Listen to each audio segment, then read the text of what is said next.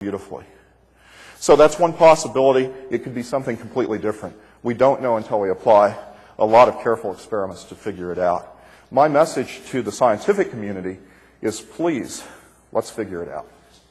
One possibility is this nuclear effect, maybe muon catalyzed, maybe catalyzed by something we've never seen before. But the possibility is that there is some evidence for this being potentially a nuclear effect. And this has been seen by microcraters found in these palladium electrodes once they're extracted from the experiment after the excess heat is recorded. And these experiments have been done by Energetic Technologies, where I was in Israel, and by the Navy's Spay War Laboratory. And obviously, I have permission from both laboratories to show you what I'm about to show you, because I think what I'm about to show you is pretty interesting. Sorry, it didn't come off very well. But again, this is just one possibility. I'm not saying this is what happens. I'm saying this is the starting place where I would start if I went into the laboratory to try to figure this out. One possibility is you could imagine something like a volcanic eruption, sudden release of energy, but at 100 million times smaller scale. And there's some evidence that that may be the case, but then again, it's not been studied systematically. Now, of course, the analogy is rough. I mean, this is geothermal energy. The hypothesis is that this could be a nuclear fusion energy released from D plus V in the palladium. Now, here's the evidence. These are scanning electron microscope images from Energetic Technologies in Israel, the lab I visited. Now, the interesting thing you see is that in the palladium surface, these are about 4 to 5 microns in total extent. There are these apparent regions of extremely hot ejecta, and there have been close studies to see whether the impurity concentration in the ejecta shows some type of thermal process, or whether instead it shows some type of chemical strafing effect on the surface that some unknown component inside the liquid might have created. Again, just don't know, but it is suggestive and kind of an interesting thing to observe. The people in Israel tell me, from their careful analysis, they're almost certain this was extreme heat release, slightly subsurface, and that the ejecta shows the isotopic migrations indicative of a very, very hot liquid ejecta that cooled. Now realize, this electrode was submersed in a lithium hydroxide, deuterated hydroxide solution, so it was bathed in a liquid.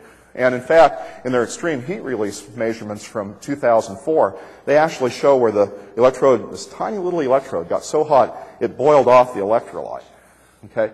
I didn't believe that at first. I said, okay, catching them off guard. I want to see corroborating evidence. Show me the thermal control of the thermal control system for the bath that surrounded this. Well, they dug it out. They showed it to me. The computer date stamped agreed with the date. And when I looked at that, this thing ejected or emitted so much heat, it threw the Lauder, the refrigerated bath temperature control off, because the heat provided exceeded the cooling power of the refrigerator for the surrounding bath on the experiment. So, I was thinking maybe I can catch them flat-footed. I can't. It seems to me the science was well done. And a number of my colleagues will hate me for saying that. Now, when you look at this further too, these are just a few more that show the possibility of multiple clustered areas of extreme heat release in regions on the palladium surface.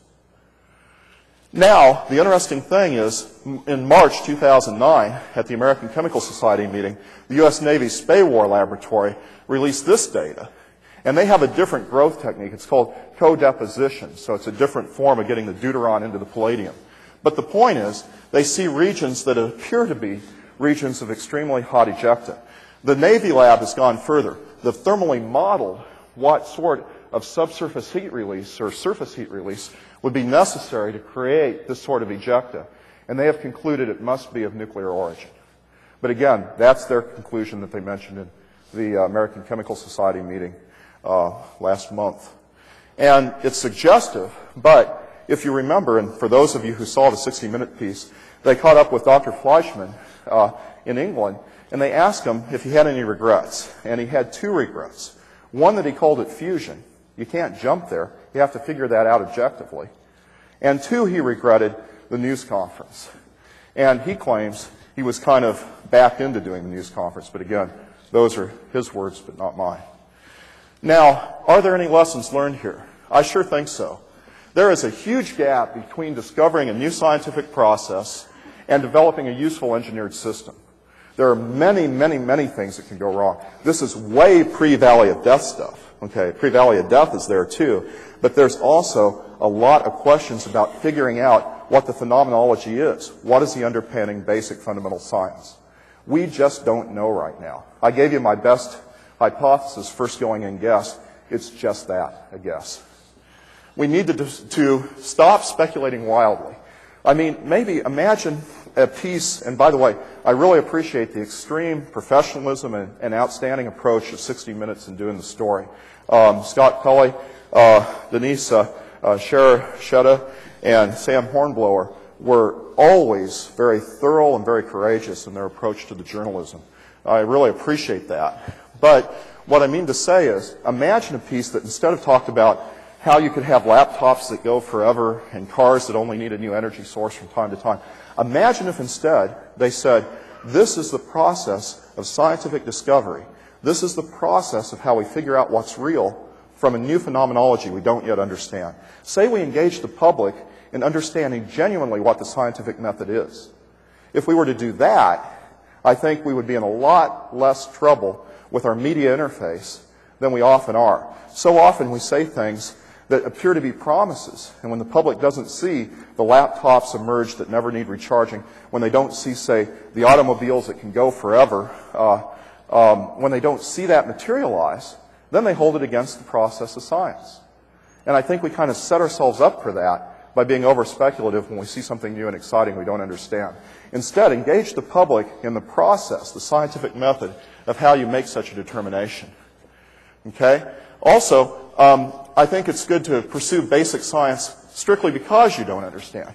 Who knows where it will lead? Who knows where an infant will be in society 40 years later? Nobody does. It's the same way. New science, you don't know where it's going to go, but that's no reason to stop having new science, right? So now, also, I really don't know if this science will ever lead to energy production, but I do know it never will unless we really go there systematically following the scientific method. Okay, mass media, I'm about to get hooked out of here. So mass media needs to approach new discoveries carefully because of that. Research funding always strives to be objective. People do extremely good jobs of that. And the scientific method is a wonderful thing.